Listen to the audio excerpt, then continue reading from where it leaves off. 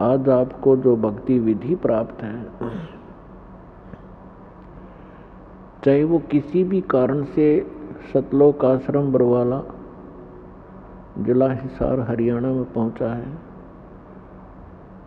चाहे किसी भाई बहन के कहने से या कोई किसी संकट से दुखी या कोई ज्ञान से प्रेरित होकर यहाँ पहुंचे हैं, तो सभी पुण्य आत्माएं हैं। यहाँ आना आम आत्मा के बस की बात नहीं है। जब तक प्राणी के पूर्व जन्मों के शुभ संस्कार अत्यधिक नहीं होते, तब तक वो सतगुरु प्राप्त नहीं कर सकता। और सतगुरु और परमात्मा में अंतर नहीं होता।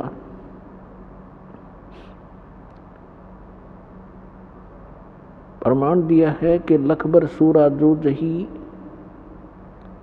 लखबर सावत दे, लखबर यति जहान में, तब सतगुरु शरणागति। आप सभी पुण्यात्माएं युगों युगों से परमात्मा पाने का भरसक प्रयत्न कर रहे हैं।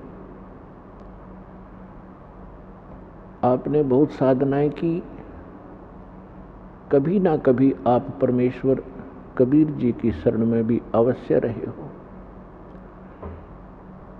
लेकिन हम परमात्मा को पहचान नहीं सके। परमात्मा की शरण में हम भक्ति युक्त तो हो गए, लेकिन सतलोक अपने निज स्थान नहीं पहुंच पाए, जिस कारण से वो पुण्यकर्मी प्राणी इस काल के लोक में बहुत से महत्वपूर्ण पदों को प्राप्त होता है और उसके पश्चात फिर से 84 लाख योनियों के चक्कर में पड़ जाता है। अब जैसे ये भक्ति काल चल रहा है, भक्ति युग है परमात्मा का निर्धारित किया हुआ, और इसमें अरबों खरबों की संख्या में मानव शरीरधारी प्राणी सतलोक जाएंगे। और अब भी जो कर्महीन इंसान फिसल गया इस मार्ग से, फिर वो असंख्यों युग तक लाइन पर नहीं आ सकेगा। तो क्या बताते हैं, लखबर सूरा जो जही। अब जैसे ये भक्ति काल चल रहा है, हजारों युग तक ये सत साधना चलेगी, और फिर इस भक्ति को करते हुए प्राणी बीच में कोई फिसल गए, भक्ति नहीं करी, बीच में छोड़ दिया, तो फिर वो आत्माएं इस काल के जाल में फंसी रह जाएंगी। और इसने यहाँ अपना एक धंधा चला रखा है, रेस्टोरेंट बना रखे हैं ऊपर के लोकों में। विष्णु जी ने अपने लोक में, ब्रह्मा जी ने अपने लोक में, शिव जी ने अपने लोक में, गणेश और दुर्गा जी ने अपने लोकों में, और इस काल ने ब्रह्म लोक बना रखा है अपना रेस्टोरेंट। और ये भक्ति युक्त प्राणी वहाँ जाते हैं, अपनी ही पुण्य कमाई से वहाँ सर्व सुविधाएं प्राप्त करते हैं इस काल के लोग की। और जब इनके पुण्य समाप्त हो जाते हैं, ये पुण्य पटक दिए जाते हैं, कोई गधे की योनि में, कोई कुत्ते की योनि में। और उसके बाद फिर भी मनुष्य शरीर जब कभी प्राप्त होता है, तो उस पुण्यात्मा के अंदर फिर से तड़प भगवान की बनी ही रहती है। वो फिर से शुरू करता है। परमात्मा दयालु हैं, फिर उनका नियम है, विधान है, प्रत्येक युग में आते हैं, उनको नए सिरे से फिर चार्ज करते हैं। तो परमात्मा की शरण में आप जी ने बहुत अच्छी अच्छी साधनाएं की हैं।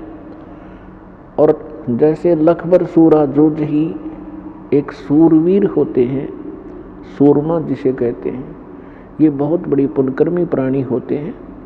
सूरवीर वो होते हैं जो कभी अन्याय करते नहीं और अन्याय सहन नहीं करते, और जब भी कभी कोई युद्ध के मैदान में वो खड़े हो जाते हैं, या तो सामने वाले को मार डालते हैं या स्वयं कट टुकड़े टुकड़े हो जाते हैं, वो पीछे नहीं हटते।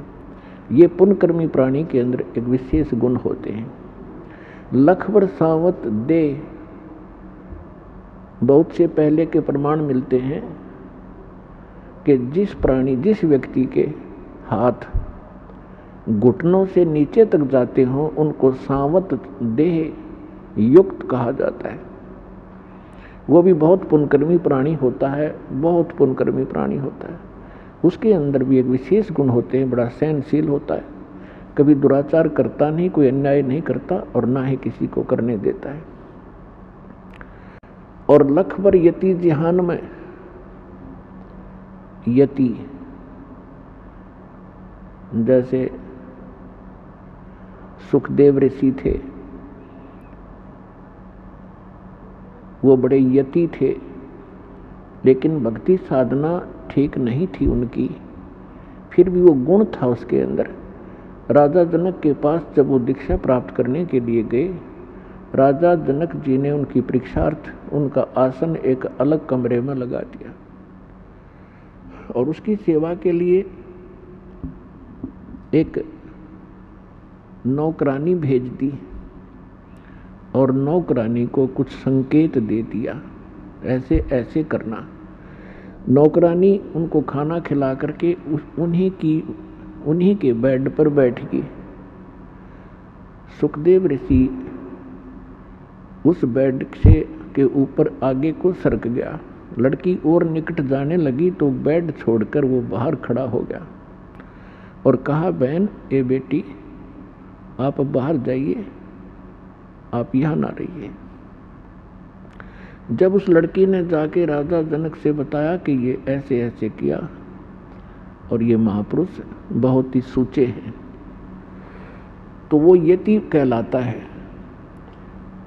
तो यहाँ परमात्मा कहते हैं, लखबर सूरा जो जही, लखबर सावत दे और लखबर यति जहान में, तब सतगुरु शरणा ले। तो आप जी ऐसे ऐसे भी रहे हो, सदा ऐसे नहीं जैसे आज आप कोई किसी रोग से पीड़ित है, कोई किसी टेंशन से ग्रस्त है, आप ऐसे नहीं थे। इस कलयुग ने हमारा सारा काम बिगाड़ दिया। इस काल भगवान ने हमें भक्तिहीन और शुभ संस्कारहीन कर दिया।